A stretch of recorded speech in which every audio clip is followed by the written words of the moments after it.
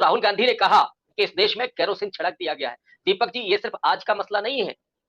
BJP की सियासत को अगर आप देखें, उसकी स्टडी करने वाले दुनिया के जाने माने सोशल साइंटिस्ट पॉल ब्रास की ये थ्योरी है।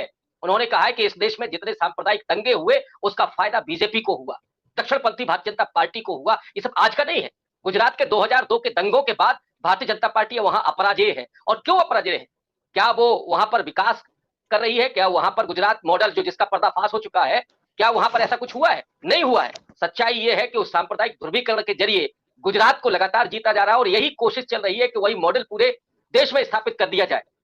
मणिपुर जी हो या पूरा नॉर्थ ईस्ट हो, वहां पर भी इसी तरह की सियासत की जा रही है। अभी आपने जिक्र किया था हरियाणा का, नूह का वो पूरा इलाका जो ब्रज भाषा बोलने वाला इलाका है, वहां पर जो साजिश की गई, वो ठीक है, एक धार्मिक यात्रा थी और वो यात्रा होनी चाहिए, लेकिन उसके लिए कानून व्यवस्था की जिम्मेदारी मुख्यमंत्री की है, जो सरकार है। वहां पर जी अगर सांप्रदायिक दंगे हो रहे हैं तो इसका मतलब है कि मुख्यमंत्री फेल है। आप क्यों नहीं बोलते, क्यों उसको बर्खास्त नहीं करते? और अगर एक बावजूद सवाल। इसके ये दंगे हो रहे हैं तो फिर साजिश नजर आती है। दोस्तों नमस्कार।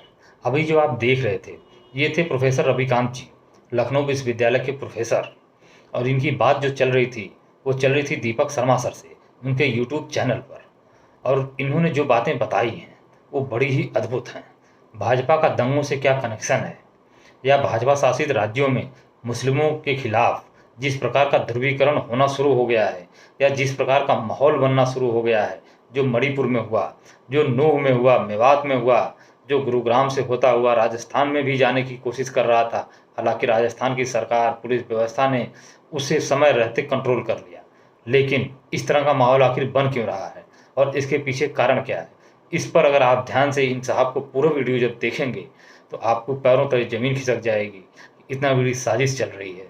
राहुल गांधी जब कल बोल रहे थे संसद में, तो वो कुछ इसी तरह के आरोप लगा रहे थे कि केरोसिन छिड़क दिया गया है, आग लगाई जा रही है। और गुरुग्राम में जो हुआ, जिस प्रकार से ये समाचार आए कि लाउड स्पीकर पर धमकियां दी गई, पंचायतें बुलाई गई, ऐलान कर दिया गया कि उन्हें कमरा किराए पर नहीं देना है, उनसे सामान नहीं खरीदो, उन्हें किसी प्रकार का रोजी रोजगार मत दो, उनकी सहायता मत करो, उनसे कह दिया गया आप यहाँ से चले जाइए।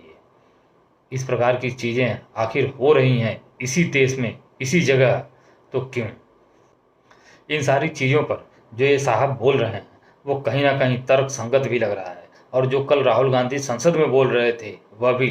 अब ये अलग बात है कि कुंभकर्ण को लेकर के कुछ अलग माहौल बना दिया गया। वो फ्लाइंग किस को लेकर के पूरा मीडिया हो हल्ला कर रहा है और पूरा मातम मनाने में लगा हुआ है। तो ये कहीं ना कहीं आपको मुद्दों से भटकाने के लिए है।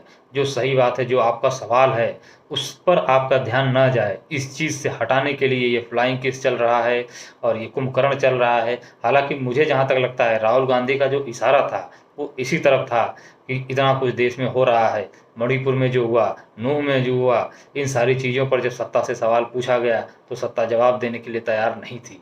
वो जवाब दे नहीं पा रहे हैं, वो बोल नहीं पा रहे हैं। तो इन्हीं सारी चीज़ों को लेकर के उन्होंने जो निशाना साधा, जो उन्होंने कुंभकर्ण कहा, जो उन्होंने रावण राज की चर्चा की, जो उन्होंने इशारा किया कि फलाना फलाना के हिसाब से सत्ता चल रही है और देश चल रहा है, तो वो कहीं ना कहीं बस एक इशारा ही था, समझाने के लिए और बताने के लिए कि आप सुधर जाइए, समझ जाइए, इस तरह की चीज़ें मत करिए। लेकिन उसे किस तरीके से घुमा दिया गया। फिर मिलेंगे किसी और चर्चा में, तब तक के लिए नमस्कार।